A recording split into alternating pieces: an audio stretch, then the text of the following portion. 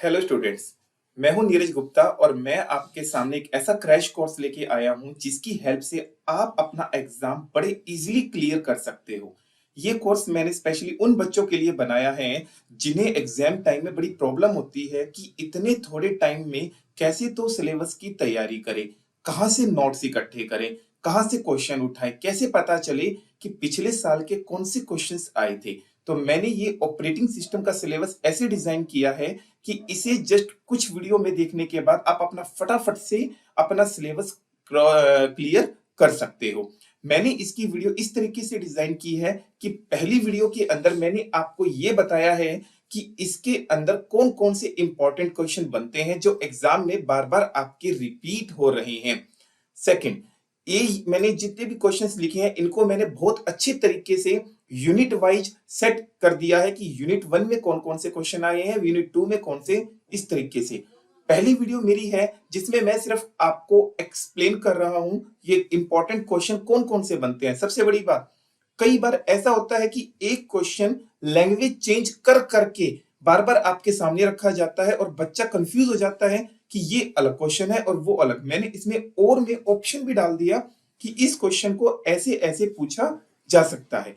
फिर इस वीडियो के बाद मैं आपके सामने एक और वीडियो रखूंगा जिसमें मैं पहली अगली वीडियो में पूरी यूनिट 1 को क्लियर करूंगा, फिर नेक्स्ट वीडियो में यूनिट 2 को इस तरीके से क्लियर होती जाएगी। तो मैं आपको पहले आपके क्वेश्चन डिस्कस करने आपके साथ स्टार्ट करता हूं।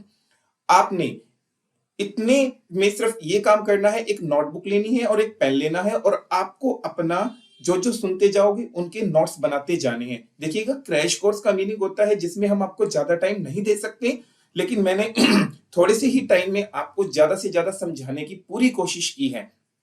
आपको मेरी बात ध्यान से सुननी है और एक कॉपी पेन लेके बैठ जाइएगा और फटाफट से इनको नोट करते जाइएगा। चलिए हम अपने क्वेश्चन को स्टार्ट करते हैं कि यूनिट 1 से आपको क्या क्या क्वेश्चन फेस करने पड़ सकते हैं। सबसे पहला आपका क्वेश्चन आता है जिसका नाम है आपका what is operating system.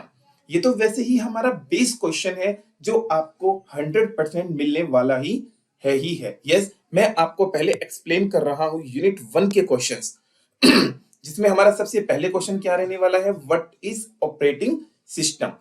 Second, इसके साथ आपसे क्या पूछा जा सकता है कि भाई ऑपरेटिंग सिस्टम की रिस्पॉन्सिबिलिटी बताइएगा, उसकी सर्विसेज बताइएगा, उसके कंपोनेंट बताइएगा। देखिएगा, इन सब के अंदर आपको एक ही काम लिखना है, लेकिन कई बार आपसे पूछ लिया जाता है भाई ऑपरेटिंग सिस्टम की रिस्पॉन्सिबिलिटी बताइए, कई बार आपसे पूछ लिया जाता है ऑपरेटिंग सिस्टम की सर्विस बताइएगा, कई बार कंपोनेंट, लेकिन अल्टीमेटली सभी के अंदर मीनिंग क्या होने वाला है, सेम। अगली बात आपसे पूछी जाती है कि ऑपरेटिंग सिस्टम के फंक्शन बताइएगा, तो मैं आपको बता दूं ये तीनों में एक ही क्वेश्चन का आंसर होने वाला है, तो आप इनको लेके कंफ्यूज ना होइएगा। मैं इस क्वेश्चन को बहुत अच्छे तरीके से एक्सप्लेन करने वाला हूं, चाहे इनमें से कुछ भी पूछ लिया जाए, रिस्पॉन्सिबिलिटी, सर्विस, कंपोनेंट या फंक्शन, आपको उसका आंसर सेम ही देना है। ओके, अब आते हैं हम अपने नेक्स्ट क्वेश्चन की तरफ जिसमें आपसे पूछा जाता है why operating system called extended machine and resource manager. अब मैं आपको बहुत बढ़िया बात बताने वाला हूं इसमें भी। अगर ये रिसोर्स मैनेजर है, ये भी बिल्कुल वही क्वेश्चन है जो आपके फंक्शंस हैं इसके अंदर भी वही मैटर आएगा जो आपसे फंक्शन में। अब बच्चा ये सोचता है कि एक क्वेश्चन को भी क्वेश्चन के नाम चेंज कर करके दे दिए, इसमें मैं क्या लिखूं और इसमें क्या लिखूं।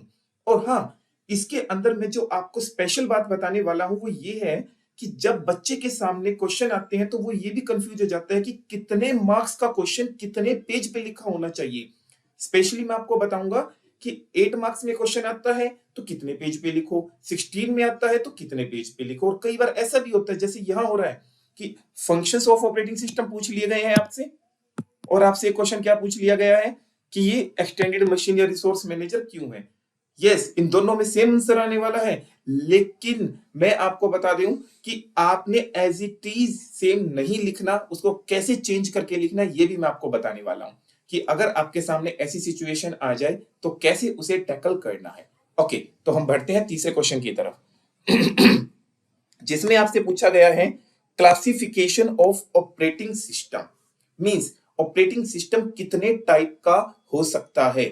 जैसे आप जनरली क्वेश्चन देखते होंगे, इसके अंदर आपको क्वेश्चन मिलते हैं जैसे ऑपरेटिंग सिस्टम में मल्टी यूजर, या आपको क्या मिलता है सिंगल यूजर, या मिलता है बैच ऑपरेटिंग सिस्टम। तो इसके अंदर मैं आपको सारी तरह के ऑपरेटिंग सिस्टम को क्लियर करने वाला हूं कि कितने तरीके के ऑपरेटिंग सिस्टम आप हो देख सकते हो। मैं फिर कह रहा हूं अपनी बात, इतना बड़ा सिलेबस और कुछ घंटों में करना पॉसिबल नहीं है, इसीलिए अपनी कॉपी पेन साथ रखिएगा और जो जो बोलता जाऊं उन्हें नोट करते जाइएगा। इतना श्योर है कि आपको जितना एग्जाम में लिखना है उससे ज्यादा मैटर यहां मिलने वाला है।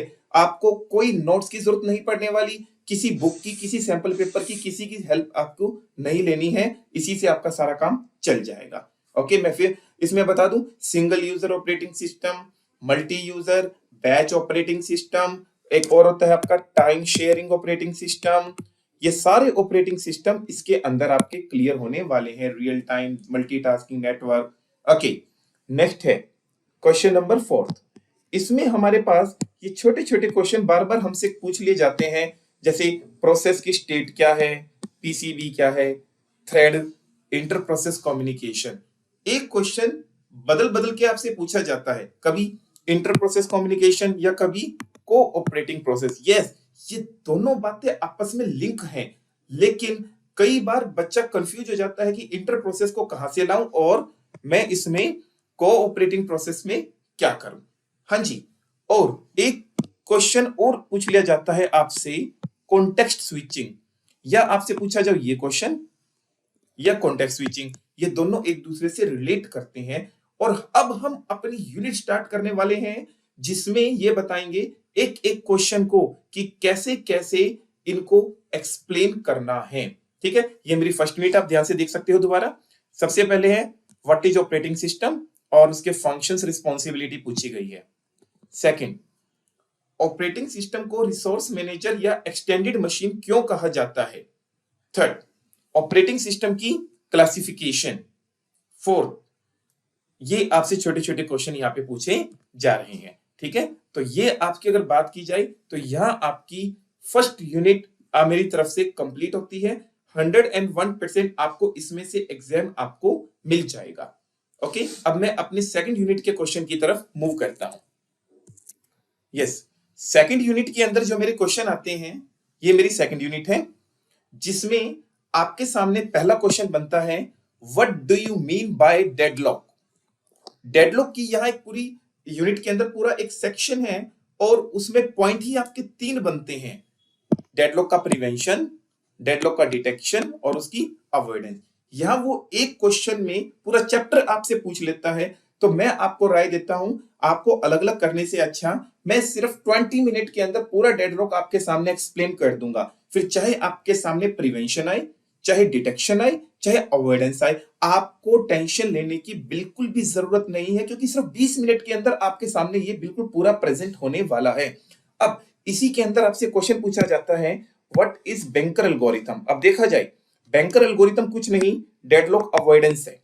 डेडलॉक अवॉइडेंस के अंदर आपको बैंकर ही लिखना है। अगर ये क्वेश्चन अलग से दे देता है व्हाट इज बैंकर एल्गोरिथम, तो बच्चा सर्च करेगा बैंकर में क्या लिखूं। तो आपको बता दूं, डेडलॉक का ही ये पार्ट है। अगर मैं आपको पूरा डेडलॉक करा देता हूं तो बैंकर वैंकर सब कुछ डेडलॉक से रिलेटेड आपका सारा काम कंप्लीट हो जाएगा।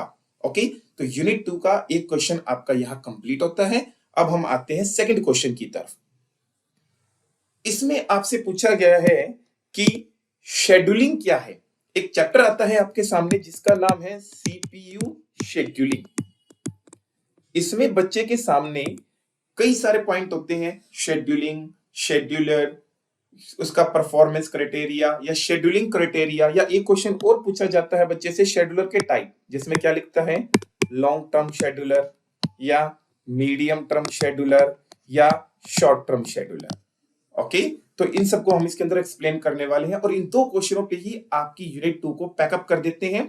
सिर्फ गिनती की मिनटों में आप अपनी पूरी यूनिट 2 को पैकअप कर सकते हो। जो आप पूरा सेमेस्टर से कॉलेज में घूम घूम के तैयार कर रहे हो, मैं उन्हें कुछ मिनटों में कवर करके आपको दे देता हूं।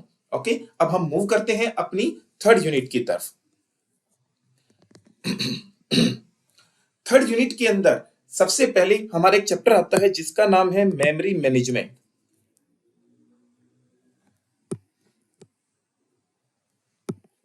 हमारे चैप्टर आता है जिसका नाम है मेमोरी मैनेजमेंट। इसके अंदर हमें क्या करना है, एक क्वेश्चन तो मेरा बनता है आपका, जिसमें क्या नाम है इसका, व्हाट इज पेजिंग। पेजिंग क्या है, कैसे ये काम करती है और पेजिंग और सेगमेंटेशन के अंदर क्या डिफरेंस है। इसके अंदर सबसे मजे वाली बात क्या है, यहां आपको कई सारी बातें फेस करनी पड़ेगी। कुछ नाम लिखता हूं मैं इसके अंदर, जैसे एक का नाम है डिमांड पेजिंग, दूसरा है डिमांड पेजिंग पेज फॉल्ट, एक आएगा आपके सामने पेज रिप्लेसमेंट, जैसे इसके सामने क्वेश्चन आपके सामने आने वाला है पेज रिप्लेसमेंट, यही दे रखा है पेजिंग में ही सारा का सारा एक्सप्लेन कर दिया है, पेज रिप्लेसमेंट। तो ये सारा का सारा दैट मीन्स आपको अलग अलग परेशान होने की जरूरत नहीं है। मैं आपको एक आधे घंटे के लेक्चर के अंदर इसके अंदर आने वाली, जैसे सेकंड क्वेश्चन आपके सामने रखा गया फ्रेगमेंटेशन का, तो मैं फ्रेगमेंटेशन का क्वेश्चन भी इसी में कवर कर दूंगा। मैं 30 मिनट टू 35 मिनट के अंदर आपकी पूरी मेमोरी मैनेजमेंट क्लियर कर दूंगा, चाहे उसमें आपसे डिमांड पेजिंग पूछी जाए, चाहे आज आपसे उसमें पेज फॉल्ट पूछा जाए, कुछ भी पूछा जाए, सिर्फ 35 मिनट के अंदर अंदर पूरा मेमोरी मैनेजमेंट क्लियर हो जाएगा। ये क्वेश्चन आप जो देख रहे हो व्हाट इज फ्रेगमेंटेशन, ये भी मेमोरी मैनेजमेंट के अंदर आता है। आप क्वेश्चन देखते हो व्हाट इज थ्रेशिंग, ये भी मेमोरी मैनेजमेंट के अंदर आएगा। और एक क्वेश्चन है व्हाट इज वर्चुअल मेमोरी, पूरी थर्ड यूनिट आपकी मेमोरी मैनेजमेंट की है। तो हम अंदाजा लगा के चलते हैं भाई आधे घंटे में पूरी मेमोरी मैनेजमेंट करनी है। उसके बाद क्वेश्चन चाहे कहीं से आओ, ये क्वेश्चन हमसे बच के जाने वाला नहीं है। तो आप फटाफट लगे रहिएगा। और हम अब आते हैं अपनी फोर्थ यूनिट की तरफ। किसी ने क्वेश्चन नोट नहीं किए हैं तो यहां से नोट कर सकता है, मैं स्क्रीन आपके सामने स्क्रॉल कर रहा हूं। यस, नेक्स्ट हम आते हैं अपनी यूनिट नंबर 4 की तरफ। और परफेक्ट क्वेश्चन है डिस्क शेड्यूलिंग का, जो 100% आपको मिलना ही मिलना है। और इस क्वेश्चन के मार्क्स आपके कहीं जाने वाले नहीं, गिनती के 15 भी नहीं, मैं तो कहूंगा 10 मिनट में ही इसको एक्सप्लेन कर देता हूं। और 10 मिनट में 8 नंबर आपके सामने ऐसे प्लेट में लग जाएंगे, भाई कहीं नहीं जाने वाले ये नंबर आपके। तो फटाफट से हम अपनी सीरीज स्टार्ट करते हैं। और एक क्वेश्चन और पेंडिंग रह गया मेरा डिस्क शेड्यूलिंग के बाद, जिसका नाम है what is file system structure. ये फाइल हैंडलिंग की यूनिट है आपकी।